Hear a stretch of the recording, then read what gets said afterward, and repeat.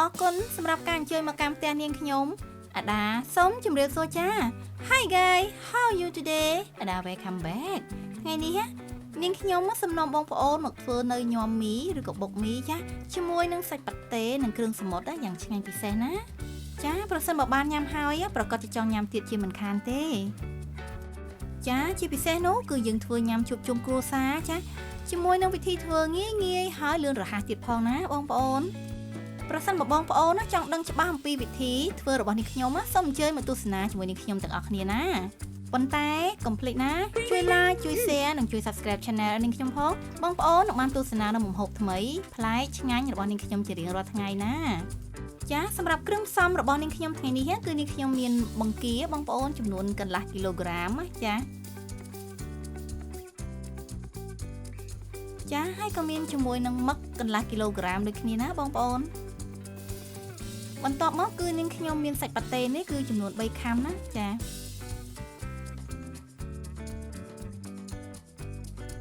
ចាសម្រាប់បន្លែវិញបងប្អូនគឺនាងខ្ញុំមានជាមួយនឹងសាឡាដជាមួយនឹងជីស្លឹកវែឬជីរណាជាមួយនឹងស្ពៃក្តោបចាជាមួយនឹងត្រប់ស្រួយជាមួយនឹងប៉េងប៉ោះតូចសណ្តែកគួរចាជាមួយនឹងស្ពៃបូកគោពោតក្រហមនិងការ៉ុតណាបងប្អូនចាសម្រាប់បន្លែនេះបងប្អូនអាចបន្ថែមឬក៏បន្ថយទៅតាមចំណង់ចំណូលចិត្តទៅបងប្អូនព្រោះយើងអាចដាក់បន្លែបានច្រើនប្រភេទសម្រាប់បុកមីឬក៏ញ៉ាំមីនេះដែរណាចាគ្រឿងផ្សំផ្សេងទៀតនាងខ្ញុំមានដូចជាមីចាជាមួយនឹងក្រូចឆ្មាជាមួយនឹងម្ទេសម៉ាឡេបងប្អូនសម្រាប់ម្ទេសម៉ាឡេនេះដែរប្រសិនបើបងប្អូនញ៉ាំហឹរគឺមិនចាំបាច់ដាក់ក៏បានដែរចាយើងដាក់ម្ទេសហឹរតែម្ដងមានខ្ទឹមសខ្ទឹមក្រហមមានអំបិលមីដែលនៅក្នុងកញ្ចប់មីចាមានជាមួយទឹកអំពិលទុំទឹកប្រហុកទឹកត្រីចាជាមួយនឹងស្ករក្រហមបងប្អូនគ្រឿងផ្សំរបស់នាងខ្ញុំត្រៀមរួចជាស្រេចតោះបងប្អូនមកចម្អិនជាមួយនាងខ្ញុំទាំងអស់គ្នាណា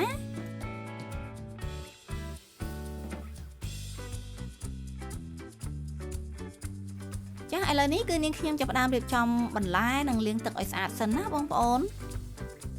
សម្រាប់សណ្តែកគួរគឺយើងកាត់កង់រាងវែងបន្តិចចាហើយសម្រាប់ប៉េងប៉ោះនេះវិញបងប្អូនចង់ពុះក៏បានឬក៏ចង់ទុកទាំងមូលបែបហ្នឹងក៏បានដែរណាបងប្អូនតាមចំណង់ចំណូលចិត្តចា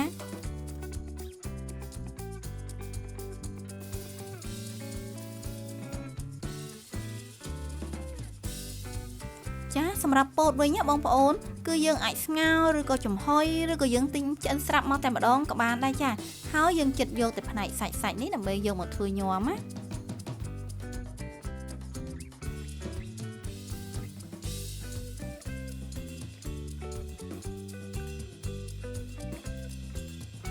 សម្រាប់ស្ពៃក្តៅវិញបងប្អូនគឺនាងខ្ញុំប្រើតែមួយជ្រុងទេចាដោយសារតែបន្លែរបស់យើងគឺមានច្រើនមុខណា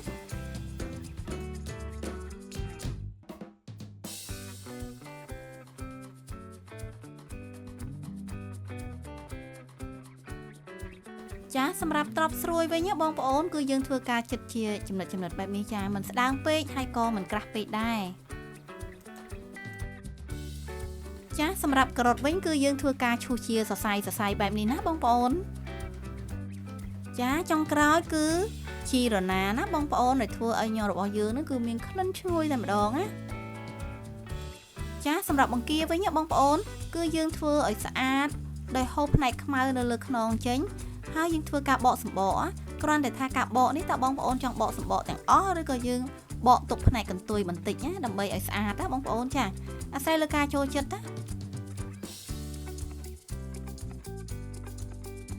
ចាហើយសម្រាប់មឹកវិញបងប្អូនយើងធ្វើការសម្អាតឲ្យស្អាតបងប្អូនចង់បកឲ្យសបែបនេះក៏បានឬក៏មិនបកក៏បានដែរចាហើយយើងធ្វើការកាត់កង់បែបនេះណា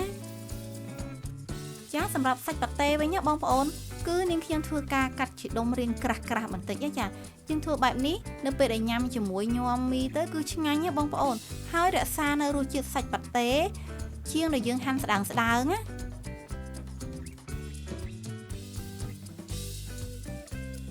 ចាបន្ទាប់មកគឺយើងដាក់ដាំទឹកឲ្យពុះបងប្អូនរួចហើយយើងយកសាច់ប៉ាតេរបស់យើងហ្នឹងគឺដាក់ស្រុះបន្តិចដើម្បីធ្វើឲ្យសាច់របស់យើងហ្នឹងគឺឆ្អិនល្អពិសេសគឺធ្វើឲ្យសាច់ប៉ាតេរបស់យើងហ្នឹងគឺទន់ឆ្ងាញ់តែម្ដងបងប្អូន ច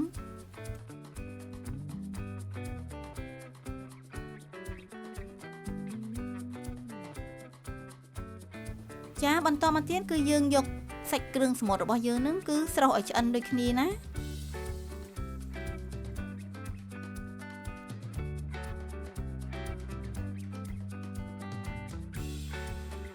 ចាកំឡុងពេលដែលយើងស្រុះសាច់នេះបងប្អូនគឺយើងត្រូវត្រៀមទឹកកកដើម្បីត្រៀមនៅពេលដែលយើងស្រុះហើយយើងត្រូវត្រាំគ្រឿងសមុទ្ររបស់យើងចាបន្ទាប់ពីស្រុះហើយគឺយើងដួសយកមកដាក់ត្រាំជាមួយនឹងទឹកកកដើម្បីធ្វើឲ្យសាច់របស់យើងនឹងគឺស្រួយឆ្ងាញ់ចាបន្ទាប់មកគឺយើងដាំទឹកឲ្យពុះស្រុះមីវិញម្ដងណាបងប្អូន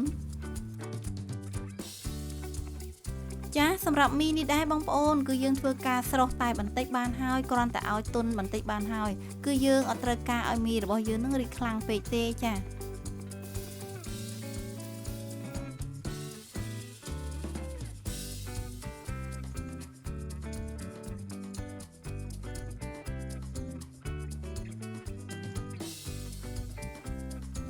រួចហើយគឺយើងស្រង់មីរបស់យើងហ្នឹងបងប្អូនមកលាងជាមួយនឹងទឹកត្រជាក់វិញម្ដងណា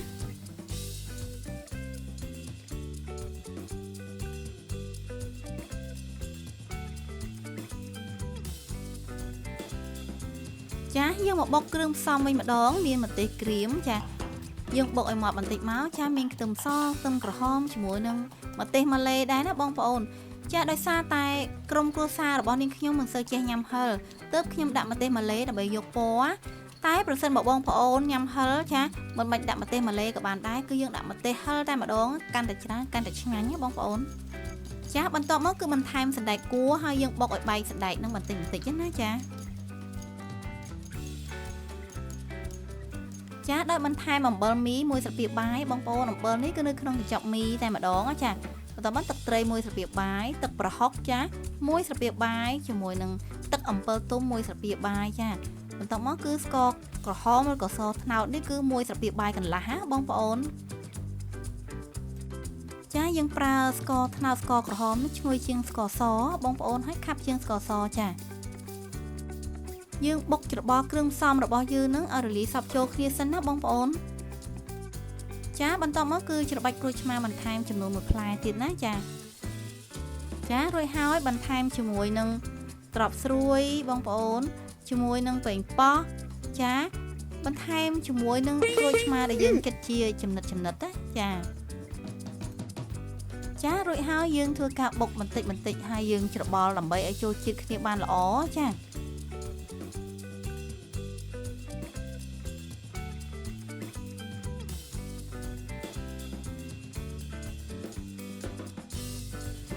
កុំភ្លេចភ្លក់សិនណាថារសជាតិល្មមឆ្ងាញ់ពេញចិត្តហើយឬនៅបងប្អូនចាដោយសារតែការចូលចិត្តផ្សេងគ្នារបស់យើងចាអ្នកខ្លះចូលចិត្តជូរប្រៃផ្អែមអ្នកខ្លះចូលចិត្តហឹរអញ្ចឹងណាចាប្រសិនបើរសជាតិនៅមិនទាន់ពេញចិត្តទេគឺយើងធ្វើការបន្ថែមគ្រឿងផ្សំមកហើយបងប្អូនចា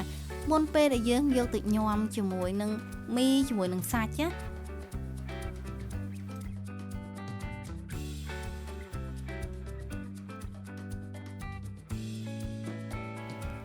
ឥឡូវនេះយើងចាប់ផ្ដើមដាក់មីសម្រាប់ញ៉ាំណាបងប្អូន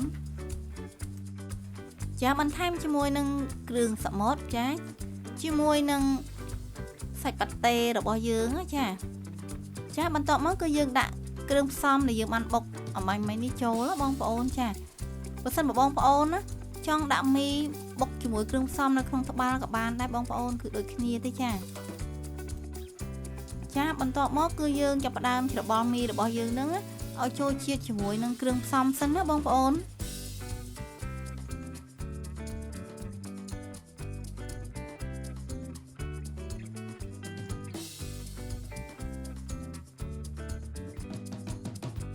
ទើបយើងបន្ថែមបន្លែដូចជាការ៉ុត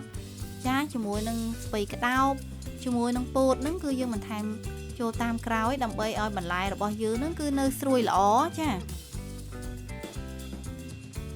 ចារួចហើយក៏យើងធ្វើការច្របល់គ្រឿងផ្សំរបស់យើងនឹងជាមួយមីម្ដងទៀតណាបងប្អូនដើម្បីឲ្យចូលជាតិរបស់គ្នាសព្វល្អ